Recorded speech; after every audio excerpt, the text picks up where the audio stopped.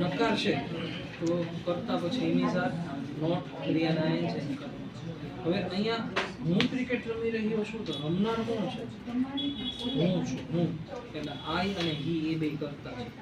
હવે આઈ છે એટલે એમ આવ્યું, હી છે તો ઈઝ આવ્યું, યુ હોય પાર આવે એને જોઈને યાદ.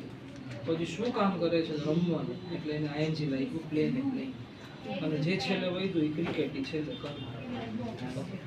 નકાર છે તો ફક્ત ઇમિઝાર પછી નોટ, બાકી બધું છે.